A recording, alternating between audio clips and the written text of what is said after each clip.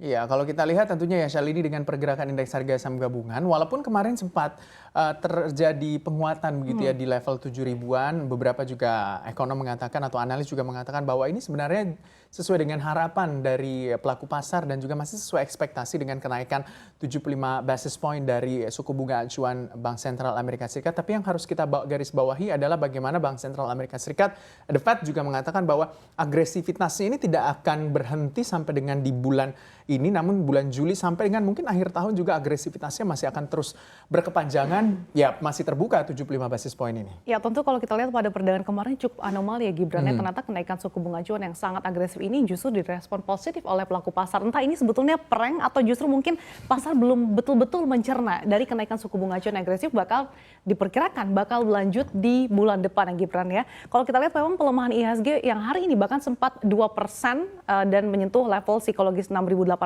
Ini kalau kita lihat memang tampaknya investor khawatir terhadap tindakan The Fed yang agresif untuk meredam inflasi yang akan membawa ekonomi Amerika Serikat ke jurang resesi. Apalagi Gibran kalau lihat dari rilis data ekonomi Amerika Serikat yang telah dirilis pekan ini menunjukkan tanda-tanda perlambatan pertumbuhan ekonomi. Yang terbaru nih, data perumahan Amerika Serikat kian mempertebal kekhawatiran seputar resesi setelah ambles 14% per Mei atau lebih buruk dari ekspektasi ekonom dalam polling Dow Jones yang memperkirakan koreksi hanya sekitar 2,6%. Belum lagi bank sentral di seluruh dunia mengadopsi sikap agresif pada kebijakan moneternya. Yang terbaru ada bank sentral Swiss dan juga Inggris yang juga menaikkan suku bunga acuan. Sehingga investor nih jadi mempertanyakan apakah The Fed dapat melakukan soft landing tanpa mendorong ekonomi Amerika Serikat ke jurang resesi atau tidak. Tentunya kenaikan suku bunga acuan yang agresif ini harus dibayar mahal ya dengan perlambatan ekonomi, Gip. Pasalnya The Fed ini saja sudah memangkas proyeksi PDB tahun ini ke 1,7% dari prediksi sebelumnya sebesar 2,8% di Maret lalu. Nah, nanti malam pada pukul 7.45 waktu Indonesia Barat, Ketua The Fed Jerome Powell akan memberikan pernyataannya nih. Menarik ya untuk dicermati, untuk bekal dicermati seperti apa arah pasar saham pekan depan. Ya, ini sebenarnya yang paling menarik juga dicermati oleh arah pasar saham di pekan depan, menyusul banyaknya sentimen dan ya, bisa dikatakan juga pemberat secara pergerakan indeks harga saham gabungan. Secara fundamental ekonomi sebenarnya juga Indonesia seems like blessing and disgust sebenarnya kalau kita lihat dengan inflasi yang terjadi di negara-negara maju itu sebenarnya harus bisa dinikmati begitu di satu sisi karena kenaikan inflasi itu ditopang oleh kenaikan harga energi dan juga supply dari komoditas yang semakin dibutuhkan oleh banyak orang tentunya ini ya membawa imbas dampak positif tersendiri. Tapi di satu sisi juga menjadi sebuah yang harus diwaspadai adalah ketika memang dana asing ini cenderung keluar dan juga balik kampung begitu istilahnya ke negara mereka masing-masing adalah pasar rupiah tentunya. Ini harus diwaspadai karena ya nilai tukar rupiah kalau kita lihat tadi sudah ke 14.800 bahkan hampir menyentuh 15.000 walaupun beberapa ekonom juga mengatakan bahwa ya nggak usah terlalu baper gitu dengan pergerakan nilai tukar rupiah ke 15.000 tapi memang harus ada kebijakan yang antisipatif melihat itu. Iya, Gibran, seems like pelaku pasar tampaknya baru mencerna nih kenaikan suku bunga yang agresif oleh The Fed dan juga kekhawatiran resesi Amerika Serikat. Di mana sebetulnya pengetatan supply dolar oleh The Fed ini kan tentunya akan melemahkan mata uang lainnya. Nah, hal ini tercermin nih dari pergerakan rupiah yang sudah melemah 5 hari beruntun dan bahkan tadi kalau kita lihat sudah menembus 14.800. Sejauh ini sih Bank Indonesia masih enggan ya untuk menaikkan suku bunga karena dengan suku bunga rendah, Bank Indonesia bisa menjaga momentum pertumbuhan ekonomi. Nah, di satu sisi rupiah kita terus melemah nih. Kalau dengan suku bunga yang sama, seandainya inflasi di Amerika Serikat mulai melandai, maka pasar finansial dalam negeri akan tertekan. Sehingga ada risiko terjadi capital outflow yang besar. Namun untuk mengetahui seperti apa langkah dan juga antisipasi Bank Indonesia untuk menstabilkan rupiah, kita masih menunggu nih seperti apa arah kebijakan moneter Bank Indonesia yang akan diumumkan Kamis 23 Juni pekan depan. Iya, apakah Bank Indonesia masih memilih kebijakan makroprudensial gitu dengan menaikkan GWM atau menjadikan satu-satunya jalannya adalah stabilisasi soal likuiditas tentunya utamanya mungkin likuiditas di pasar begitu dengan GWM yang naiknya secara berkelanjutan dan juga berkesinambungan sampai dengan bulan September nanti begitu kita akan melihat juga seperti apa langkahnya atau justru ya Bank Indonesia sudah mulai melirik begitu dengan kebijakan normalisasi kebijakan moneternya dengan menaikkan suku bunga acuan entah 25 basis point atau 50 basis point tapi semuanya tergantung tentunya diperhitungkan terkait dengan fundamental dan juga fondasi ekonomi Indonesia utamanya angka inflasi yang harus patut patut dicermati seperti apa tentunya angka inflasi secara global tercermin juga masuk ke negara kita. Tapi sebenarnya juga yang menjadi perhatian adalah mungkin pelaku pasar agak cenderung wait and see atau takut sebenarnya, bukan takut sih, mungkin para retail yang baru masuk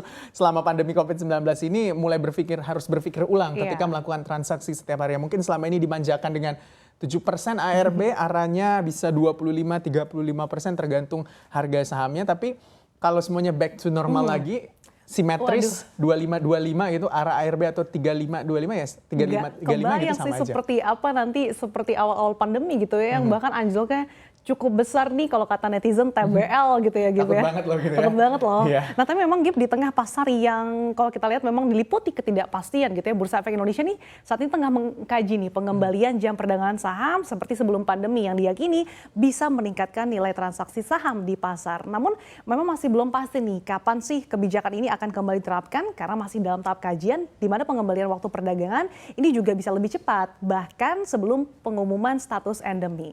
Namun kebijakan ini tentunya tergantung ya dari hasil akhir penilaian regulator pasar modal atau assessment bersama dengan SRO dan juga OJK. Seperti diketahui saat ini kan jam operasional perdagangan bursa dipersingkat 1 jam. Dari sebelumnya hingga pukul 16 waktu Indonesia Barat menjadi berakhir pukul 15 waktu Indonesia Barat karena mempertimbangkan tadi volatilitas kondisi pandemi COVID-19.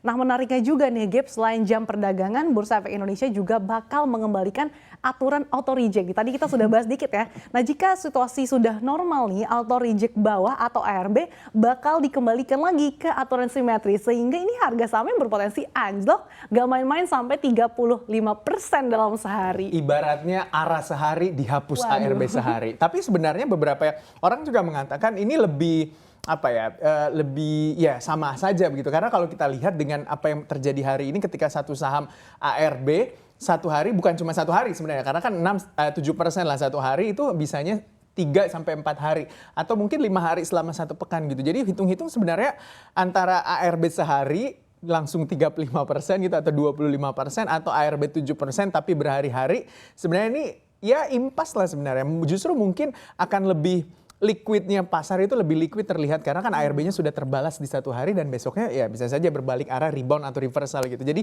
tapi kita lihat nanti bagaimana utamanya psikologis dari para pelaku pasar yang baru-baru masuk selama pandemi COVID-19 ini harus dihadapi sebuah tantangan besar juga, challenges, harus benar-benar memikirkan ketika mau melakukan transaksi di perdagangan hari tersebut. Nah, yang menjadi perhatian juga sebenarnya adalah soal ya bisa dikatakan emiten GoTo ini kan selama ini sebenarnya yang membuat pasar agak cenderung anomali dengan pergerakan bursa di kawasan global dan juga Asia. GoTo ini biasanya dikatakan malaikat penyelamat gitu karena ya market cap-nya gede, ketika naik 1% atau 2% saja itu membawa sebuah angin segar dan menjadi backbone pergerakan IHSG. Tapi nyatanya hari ini ya setelah menembus level 408 deh kalau saya tidak salah pernah ditembus juga oleh GoTo ini ya berbalik arah 4,59%, koreksinya ke nilai levelnya 374. Betul, menarik Gibran. Kalau kita lihat memang saham GoTo ini kan bisa dikatakan anak baru ya, tapi sudah manggung gitu ya dalam beberapa bulan terakhir. Lagi naik daun. Iya naik daun. Kalau kita lihat memang saham GoTo, Gojek, Tokopedia yang merupakan emiten dengan market cap terbesar ketiga di bursa ini memang menjadi pemberat IHSG ya pada hari ini. Padahal Gip, kalau kita lihat di bulan Juni ini GoTo hanya melemah 3 hari perdagangan saja. Menariknya dalam sepekan terakhir GoTo ini merajai turnover di mana dalam sepekan transaksi GoTo tercatat rekor tertinggi mencapai 7,7 triliun. Nah, kalau menurut Gibran apa sih yang membuat investor ramai-ramai borong GoTo?